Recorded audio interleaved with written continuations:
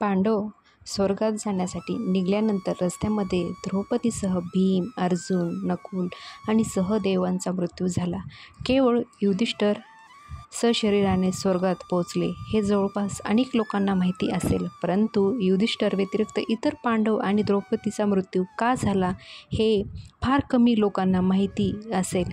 आज आम्ही तुम्हाला सांगत आहोत की युधिष्ठिर कशाप्रकारे स्वर्गात पोहोचले आणि रस्त्यामध्ये द्रौपदी आणि इतर पांडवांचा का झाला मृत्यू हे आपण आजच्या व्हिडिओमध्ये पाहणार आहोत. अशा प्रकारे सुरू केलेली पांडवांनी स्वर्गयात्रा भगवान श्रीकृष्णाच्या मृत्यूनंतर महर्षी वेदव्यास यांच्या सल्ल्यानुसार द्रौपदीसह पांडवांनी राजपाट त्याग करून सहशरीर स्वर्गात जाण्याचा निश्चय केला. युधिष्ठिरांनी परीक्षितचा राज्याभिषेक केला. त्यानंतर पांडव आणि द्रौपदीची साधूचे वस्त्र धारण केले आणि स्वर्गाकडे निघाले. पांडवांसोबत एक श्वान म्हणजेच कुत्रा हे चालू लागले आणि पांडवांनी पृथ्वीची प्रदक्षिणा पूर्ण करण्याच्या इच्छेने उत्तर दक्षिणेकडून प्रवास सुरू केला. प्रवास करता करता पांडव आणि हिमालयापर्यंत पोहोचले. हिमालय ओलांडून पांडव पुढे गेल्यानंतर त्यांना वाळूचा समुद्र दिसला. त्यानंतर त्यांनी सुमेरू पर्वताचे दर्शन घेतले. सर्वात पहिले झाले द्रौपदीचे पतन. 5 पांडव, द्रौपदी आणि श्वान सुमेर पर्वत चढत असताना द्रौपदी जमिनीवर कोसळली. द्रौपदीला पडलेले पाहून भीमने युधिष्ठिराला विचारले की द्रौपदीने तर कधीच कोणतेही पाप केले नाही, मग कोणत्या कारणामुळे द्रौपदी कोसळली? युधिष्ठिराने सांगितले की द्रौपदी आपल्या सर्वांपेक्षा अर्जुनावर जास्त प्रेम करत होती, त्यामुळे तिच्यासोबत असे घडले.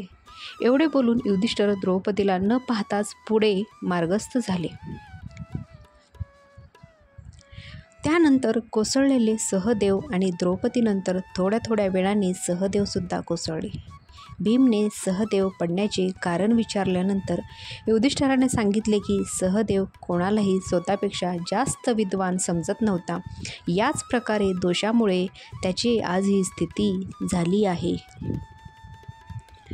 असा झाला नकुलचा मृत्यू. द्रौपदी आणि सहदेवानंतर चालता चालता नकुलसुद्धा खाली पडले.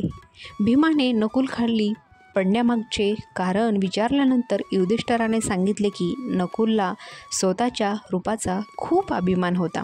तो कोणालाही स्वतःपेक्षा रूपवान समजत नव्हता. यामुळे आज त्याची ही गती झाली आहे. यामुळे झाले अर्जुनाचे पतन. युधिष्ठिर, भीम, अर्जुन, श्वान पुढे जात असतानाच अर्जुन जमिनीवर कोसळला. युधिष्ठिराने भीमाला सांगितले की अर्जुनाला स्वतःच्या पराक्रमावर जास्त अभिमान होता.